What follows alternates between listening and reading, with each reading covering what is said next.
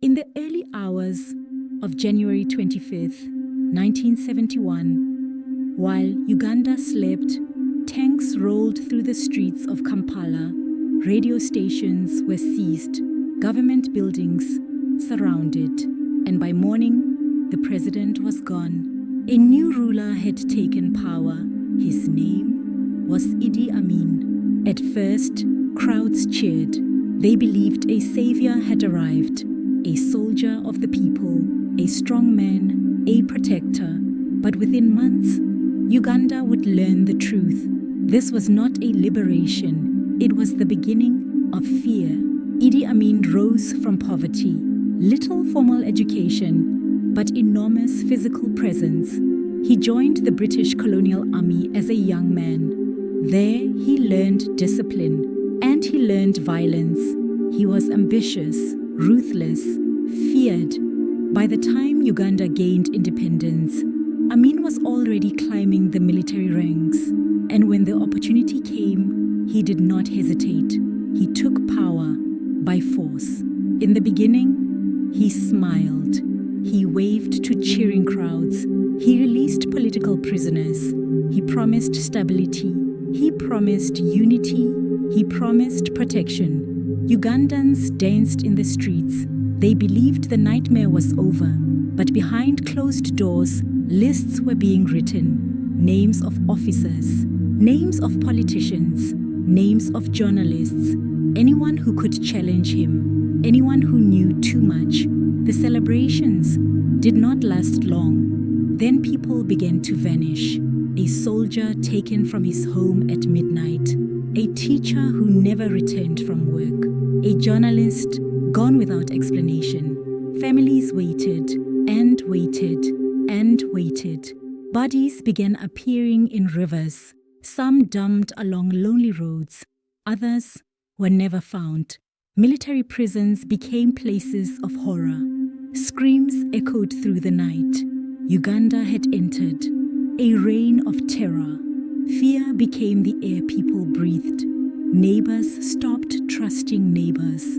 Families whispered inside their own homes. If soldiers knocked on your door at night, you might never be seen again. Entire ethnic groups were targeted. Army purges turned deadly. By some estimates, more than 300,000 Ugandans lost their lives. 300,000. Not numbers, lives, families, dreams, gone. As blood flowed, Amin's behavior grew stranger.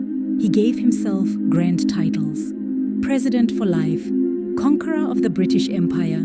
He staged elaborate parades. He laughed loudly in public. He projected confidence. But beneath the performance was paranoia.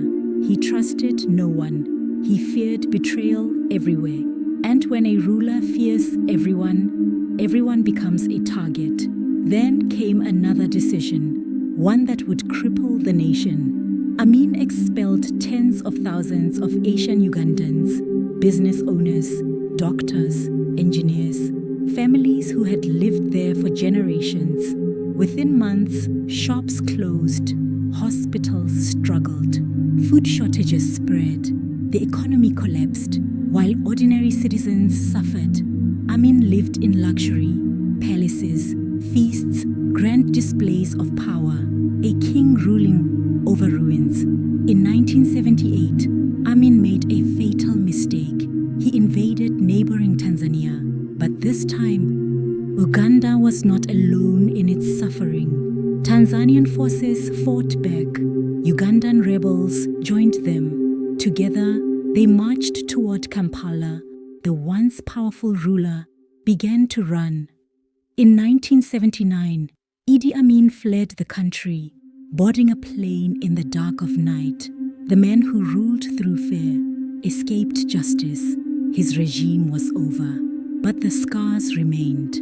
When the fighting stopped, Uganda faced the truth. Mass graves uncovered, prisons filled with bones, families searching for loved ones who would never return. A nation traumatized, Idi Amin would live in exile, comfortably, far from the land he once ruled. He died years later, never standing trial. But history remembers, and Uganda remembers. Because this story is not just about a dictator, it is about a people who survived, who endured, who rebuilt, and who carry the memory, so that such darkness never rises again. Power without accountability becomes terror, and when fear rules a nation, humanity pays the price. Never forget. Thank you for watching.